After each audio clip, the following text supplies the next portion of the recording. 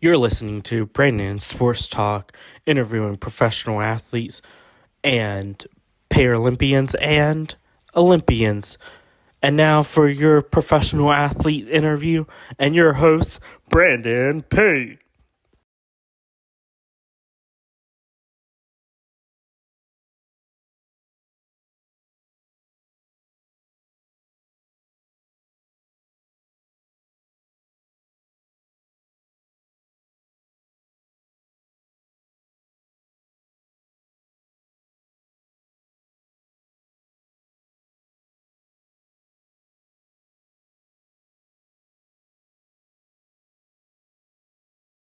Welcome back to Brandon Sports Talk. In today's episode, I have the privilege to interview the former Canada Paralympian Equestrian Ashley Gowanlock. How are you doing today? Well, thank you. How are you? I'm doing good.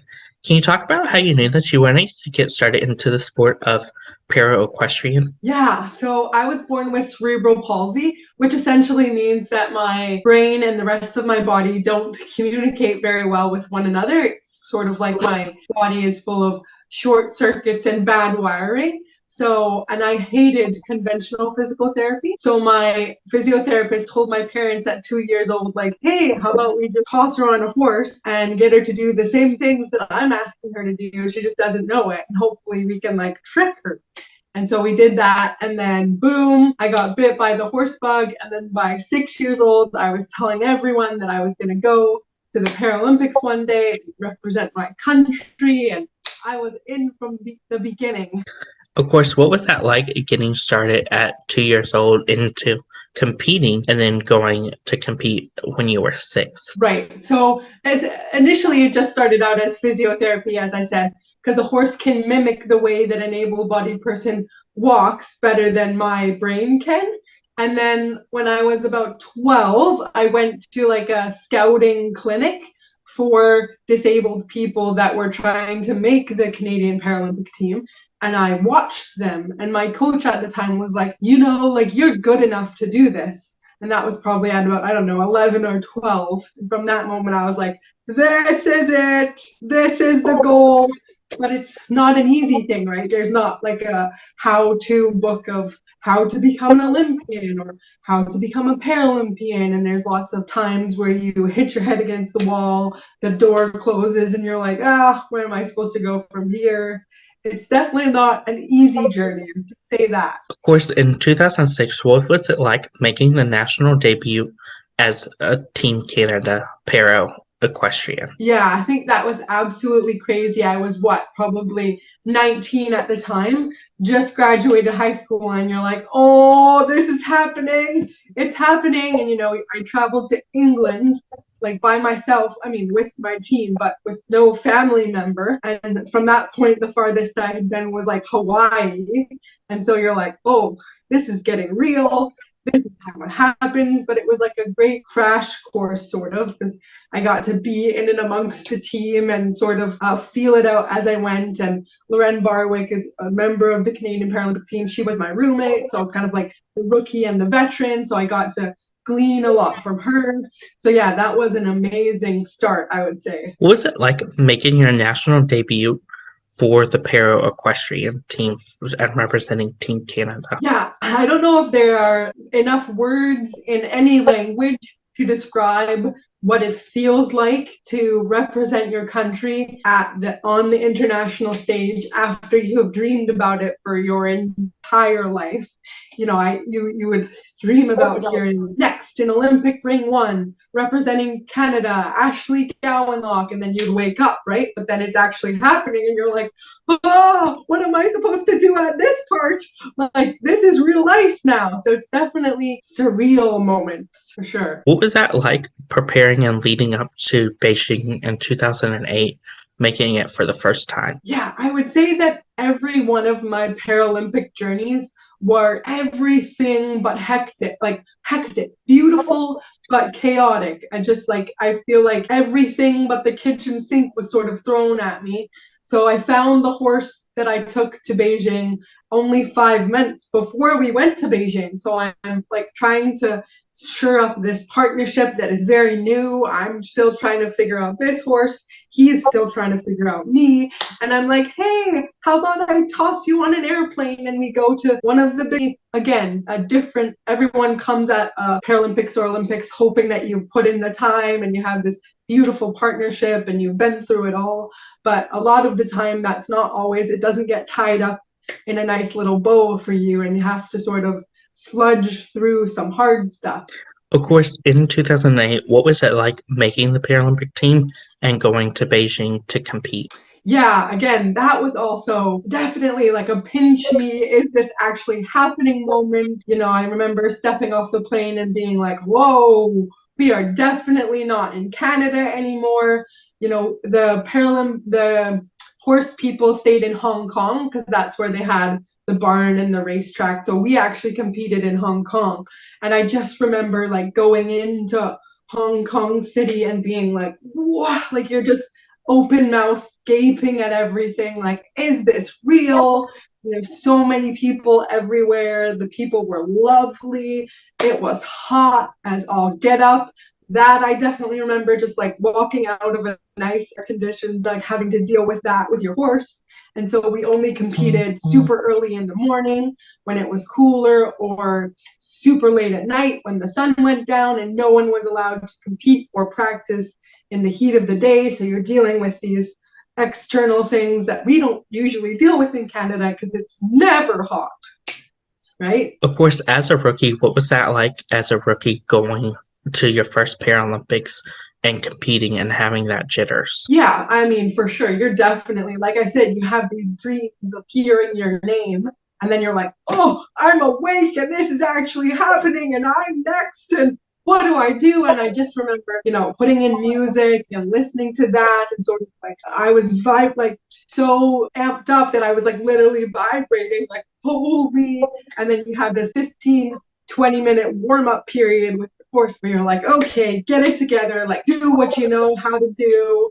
And you know, you hope that your horse clicks in and remembers, okay, this is important time, I have to do my job. So I'm really lucky that all of the horses that I took to the 3 games that I went to really clicked in and like knew what their job was when the rubber met the road, and really showed off on the big world stages, which I'm super thankful for because that makes my job easier. After Beijing, what was it like preparing 4 years later to go to London in 2012? Yeah, I think once I got the taste of what Paralympics was like, I was like, I am doing this for the rest of my life. Like, this is amazing.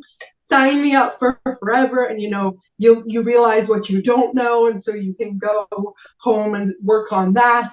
And so I was super amped to go to London. And again, my friend and teammate Lauren Barwick ended up having an extra horse at the lead up for London, and so she offered me her horse. So that is the most like prepared I had ever felt, and really like ready to, hey, like with this horse and this partnership that I've been working on, I could get on the podium. Most confident I ever felt. Of course, what was that like going to London and getting to compete in London, but also after competing, of course, traveling around the city of London? Mm-hmm.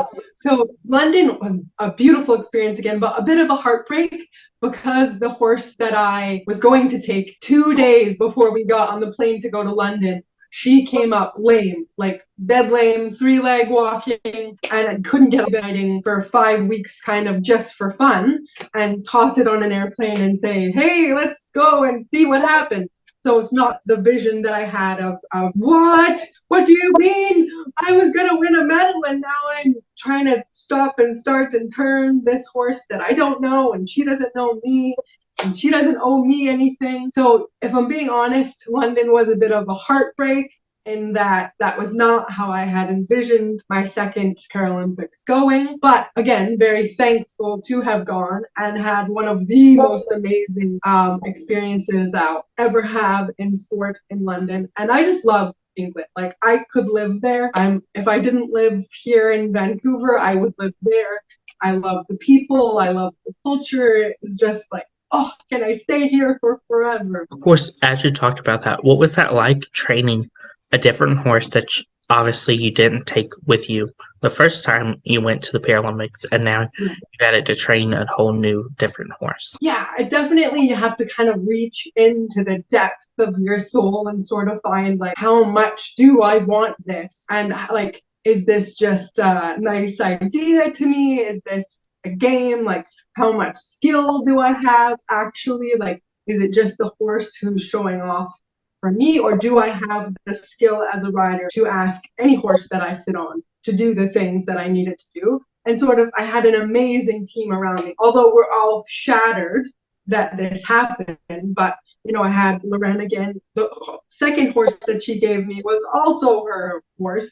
And then I had our trainer and like national head coach at the time, Andrea Taylor, was also my personal coach. So she knew the way I rode, the things to say, you know, like, come on, do this and this and this. So we kind of just threw everything at it and prayed and, you know, hoped for the best outcome. And I'm just proud. I'm proud of, considering the circumstances, how it all turned out. How did you take your first two Paralympic experiences and help you into your third time going to the Paralympics? Yeah, I think each Paralympics is a beast of its own. And as much as you think that you're prepared, or like, yeah, I've done this before, I know what's coming. You never know what's coming. You never know what's around the corner. So, but by Rio in 2016, I was like, okay, I know enough to know that I don't know anything at all.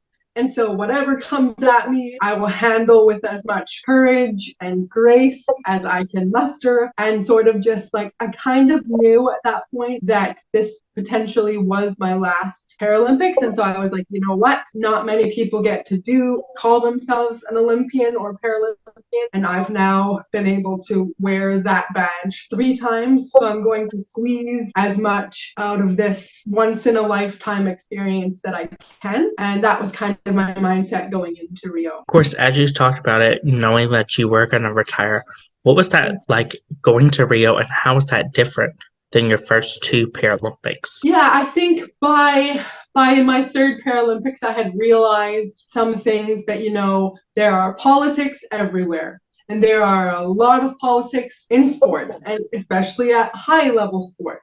And so I maybe kind of lost a little bit of my rose-colored glasses and realized that it wasn't just about who was the best rider or how much work you put in or how much you were willing to sacrifice, that there was things going on behind the scenes or behind closed doors that I couldn't really control.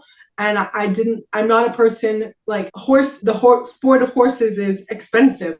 And like, I'm by no means a poor person, but I'm no means rich person either. So I was like, I cannot compete with these people who have money coming out of their ears all of the time. And so I kind of went in knowing that I was fighting not just like who's the best athlete battle, but who can have the conversations with the right people at the right time. And it just sucked the fun out of the sport for me for a while. Of course, at Rio, what was it like being a veteran and having those rookies learn after you to take over the reins once you did retire? Yeah, I think, again, Rio didn't go the way that I was anticipating, but I knew that there were people on our team that had the long vision, that had the ability to have a bunch of horses and pour their heart, mind, and soul into it. And I said, hey, this might be my last time as an athlete on this team, but I would love to be available for mentoring if someone wants to come and just learn the basics of para-equestrian. Like, I can find a horse for them and I can sort of mentor them up to a point and then pass them along. Like, I'd love to help with the grassroots of this program. and sort of make it so that we don't have only 4 or 5 athletes who are barely hanging on, but there's a large pool of athletes, because it's not a sport that many people know about, even in the able-bodied world, let alone the Paralympic world. How was it like, obviously, training 3 different horses throughout your 3 different times at the Paralympics? Yes, I think if you had asked me this question while I was competing, I would, in the nicest, most diplomatic of ways, had told you, oh, it's great. But really, like, it was hard, and you're competing with people who I'm like, oh, I've been sitting on this horse for 2 years and we've been in 40 competitions together. And I'm like, great, I've been sitting on this horse for 2 weeks and we've been in 2 competitions together. Haha, feeling super confident about that. And so it definitely was something that I was like, oh, while it was happening, not appreciative of. But now, as I look back, hindsight being 2020, I'm like super proud of myself and my ability to. I mean, I just got the nickname of like catch, ride, or crash, because I would just hop on any horse that anyone would give me and like, sure, yeah, let's go compete against the best people in the world and see what happens. And so I think, like, in the moment it was super frustrating, but now looking back, I'm like super proud of what I was able to accomplish with the circumstances that I was given. What were some of your favorite memories and moments competing at the Paralympics? Oh, I don't know if I can pinpoint it to just one or two. Definitely, I mean, there are moments in London going into my second ride, again, with a horse that I'd been sort of just kind of playing around with for 5 weeks. And we come within like less than 2% of making the podium. And I'm in 6th place. And I just remember like coming out of the ring and my coach is standing there and she's bawling and I'm bawling. And there's this epic picture, I'm sure, on Google somewhere, of just at the end we're like waving to the crowd and shouting, and I'm screaming and she's screaming, and you just have moments where you're like, oh, unless you were there, you don't know how sweet it is. And I think that for me is one of the takeaways or the things that I miss most, is like the people that you're with in those moments, experiencing those highest of highs and lowest of lows. Like, I can sit here, Brandon, and explain it to you until the cows come home, but you weren't there. So there's an aspect of it that's like, these people know you to a depth because they've experienced mountains and valleys. And so the team aspect I really miss. Of course, during your time, what was it like competing alongside some of your teammates like Lauren and Robin? Yes, I love those creatures. I mean, I can honestly, honest to goodness, say to you, I would not have gone to 3 Paralympics had it not been for Lorraine Barwick. Like, every one of my Olympic journeys, save for maybe my first one, she gave me the horses to go there, or gave me the connection to get to the thing to go there. And she's just one of those people, like, she's hilarious without trying to be funny. And same with Robin, like, just a newfie to her core. And so I really miss the camaraderie of like wanting each other to succeed and just like talking through things with one another, and traveling around the world, driving on the wrong side of the road, being like, oh, you're on the wrong side of the road, you're on the wrong side of the road. Like, just ridiculous things that you only experience when you're together. What is it like, obviously, preparing for your competition days, and what does your competition days look like at the Paralympics? Mm-hmm. So I think for everyone, that question is different. So again, for like methodical and regimented in her getting ready, and she puts on her music, or she starts to visualize and you don't talk to her, and she goes in the corner in the barn and she watches meticulously as the groom gets the horse ready, making sure that everything is in the right place at the right, and that's not bad. And I tried that out when I first started. Okay, gotta be like Michael Phelps, he always looks like he's about to murder someone when he was in his zone of sorts, and that obviously works for him. But I realized as I continued to compete that I couldn't be that serious for that long. I'm just not built that way. Like, I can get really serious and really in the zone real quick. So when I'm preparing to get there, I need to be like relaxed and having fun and listening to music and laughing and joking. Like, people would always say when they saw us in Europe when we were competing at big shows, they'd see Andrea and I like in the warm-up ring or getting ready in the barn aisle, and they're like, do they ever take themselves seriously? And it's like, I can't, because if I stayed that like hyped up, I'd be completely fried by the time I actually got into the ring, right? So I needed to be chill and loosey goosey and like enjoying myself. And then when it was time to get like serious on the horse in the zone, could get there real quick. Of course, during your time during your Paralympics, what was it like getting to compete against some of those different countries? And especially, what was that like competing against that rivalry game against the US? Oh, always fun to compete against those Americans. Of course, we're going to be rivals through and through. We're always competing for the spot to get on the team, to get the spot for the Paralympics, because that's the ultimate goal. So you're friendly with one another. And to some level in the Paralympics, everyone wants everyone to succeed, because you know how hard you worked and how many obstacles you faced to get there, and you want everyone to have their like shining moment in the sun, but at the same time you're like, not at my expense, like not if that means you're gonna be me.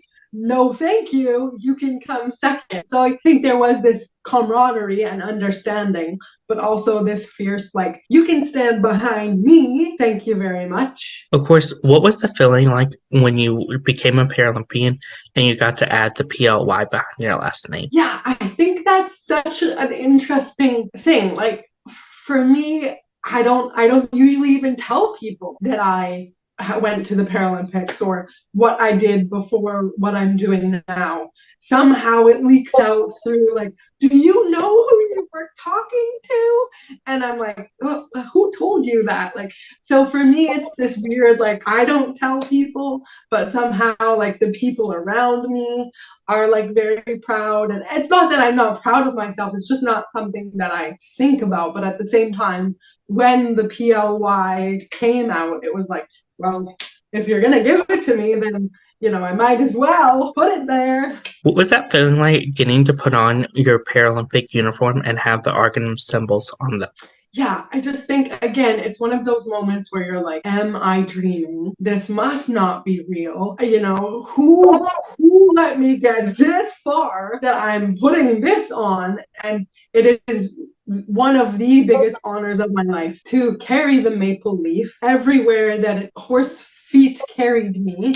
I'm super honored to be a representation for many people of who and what a Canadian is, and I tried my darndest to be the best example of what a Canadian is or could be. And it is not an honor or responsibility that I took lightly, because again, it's not something that most people will ever get to experience. What was that feeling like getting to meet your fans and having them ask for your autographs and recognize you out in public? It's one of the strangest things of my entire life, because I did not ever get into sport to be a famous person, or like a recognizable person at all. I It's not a goal of mine. I got in because I love horses, and on the back of a horse I can go as fast as I want, as far as I want, and like that is why I love it. So to have this like, oh, can I have your autograph? Can you sign your book? Like, I remember coming back from London, a picture of me coming home from the airport had been on the front page of many of our like local newspapers.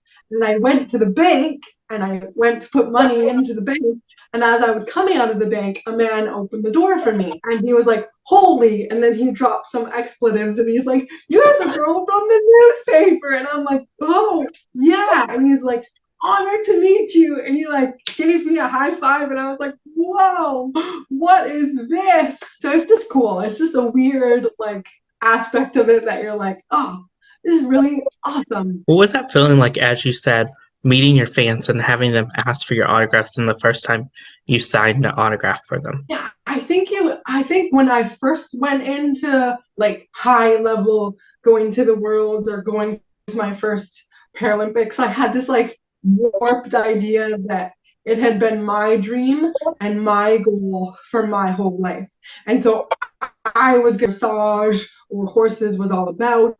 Then you start to hear, like, I remember when I posted on social media when I was allowed that I had made the team, and like for days, people were coming to me like, oh, I told my aunt in Virginia that da, da, da, da, da, and now she's like flying the Canadian flag next to the American flag, and she's telling all of her neighbors that she knows the Canadian Paralympian, and just all these people that were like, I told my grandpa, and now he has a picture of you in his house. Like, I'm just like, whoa. And I would tell people, like people that were at the barn that I was boarding my horse at, and like they burst into tears, and I'm like, what? Why are you crying? And then you realize that it's not just a you thing. It's like a village thing. There are many people holding up these pieces of my very big dream that I couldn't do by myself. So I think as I got older and maybe wiser, let's say, I appreciated people's interest and people's desire to be like,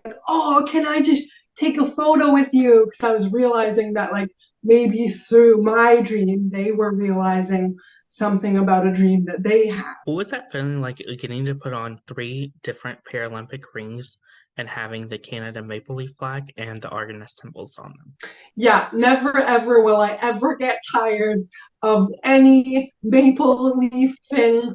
I have so many pieces of clothing with the Canadian flag on it that I will hold on to probably until my dying day. It's just one of those things where you're like, yep, this is it. This is the moment. This is what you dream about. This is sweet, and there's something special about this. Who are some influential people in your career that have shaped you into the para equestrian athlete that you are today? Ooh, that is a very good question. I think before I even started, you know that there's like powerhouses of para equestrian, and that has shifted a lot in these years. Like even since I retired, it's shifting. But like even still, England, Britain has always been a powerhouse in para dressage. They are the pinnacle. They are what you want your team to be. And Lee Pearson, nobody who competes in para equestrian dressage, you know who that man is. He is a legend. And so I just, even before I started competing, I'd play games and be like, oh, who do you look up to, or who do you most want to meet one day? And I'd be like, Lee Pearson, and I have no idea who that is. But for me, it was like, I have made it if Lee Pearson like knows who I am. Unfortunately, Lee Pearson is in the grade that I'm in, and I need to compete against him, which for me kind of sucks. But at the same time, I remember in like a lot of competitions, being in award ceremonies and just having these moments where I'm like, I am sitting next to Lee Pearson. Like my 12-year-old self would be hyperventilating at the thought that this man is like being cheeky and taking shots at me, saying sassy things, and like knows what my name is. Like it's just one of those like, oh, this is happening. My life is happening. And then again, obviously, Lorraine Barwick will always be a mentor of mine, someone that I look up to.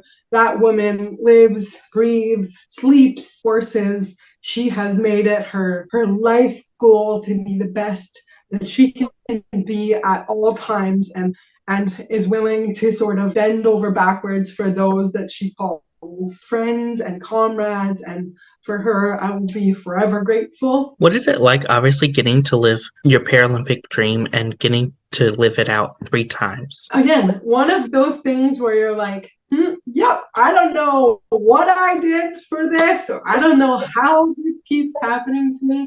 And let's be very real, it was never easy. As we have sort of discussed, each one of my journeys to each Paralympic Games was not smooth sailing, did not turn out the way that I had hoped or wished it would, but at the same time, something that I will cherish and remember for the rest of my days, something I will be eternally grateful for, and something that taught me so much as a human being. How has the transition been like from going from competing in equestrian to obviously retiring and getting into the corporate world? Yeah, that again is, I think, after Rio, as I sort of alluded to, like after getting out of all of like the politics and kind of the behind the scenes red tape and like rubbish, if I can be super honest, like getting out of all that and sort of stepping back and realizing that I didn't enjoy myself anymore. It was an easier, like, let's be real, my Rio did not end the way I had hoped it would, or even play out the way I had hoped it would. But it was almost as if I loved it so much that I needed a rough chop off. I needed to just cut it out, cut it off, and like really step away from it in order to like, okay, I don't need this. It's not everything. Like my life isn't over because I'm not competing anymore.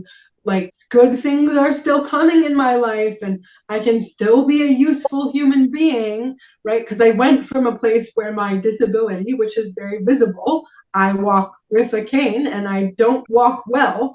My disability was the reason that I had a job, to now who's going to hire me if I walk into a job interview like this? So there was that moment of like, but because it had been such a quick and like painful chop off, like I'm out, I'm done, I never want to ride a horse again, I kind of needed that in order to shift my focus. Because let's be real, I'm a very passionate, intense person, regardless of what I'm doing.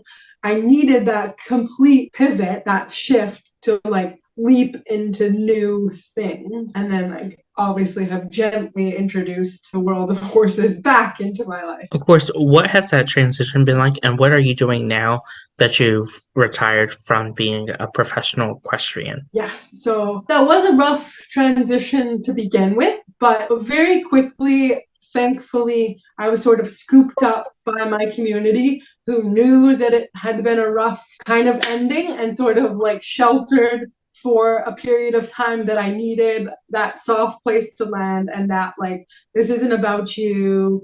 It's not a personal attack on you. Like good things are coming. Have a little bit of trust. How about you just rest? Because let's be real, from 18 to 29, you're going at 1,000,000 miles an hour, always looking to the next World Games, Paralympic Games. It's like an all-consuming thing. So to take some time to sort of breathe and be like, okay, who actually am I? And what do I love? And what would I do if I had some spare time? So once that sort of the dust settled, I realized that I really liked helping people. So now I work as an education assistant in several schools, just helping kids that need a little more help kind of get through a world that isn't exactly made for them, just like someone helps me get through this to this place. And then I also, once again, some wounds healed, I also, when school isn't in session, I teach horseback riding to able-bodied people and disabled people alike in the summertime at the barn that I started riding at. So again, it's a good, horses will always be good for my soul. What advice would you give those people that are looking to go into college and compete in equestrian? Yes, I would say don't expect an easy road. I would say don't give up the first time that the door closes. I would say, how badly do you want it? Because you sort of have to ask yourself from the very beginning, how badly do I want this? Because it's not going to be an easy journey, but it is such a beautiful journey, and you will learn so much about yourself that you will take with you for the rest of your life. So is it easy? No, but is it worth it? 1,000 times yes. What advice would you give those people that are looking to get into equestrian as a professional and represent a national team, whether it's Team USA or Canada? I would say don't let them tell you that you can't. I would say try everything once, even if it seems like a ridiculous idea. Try it.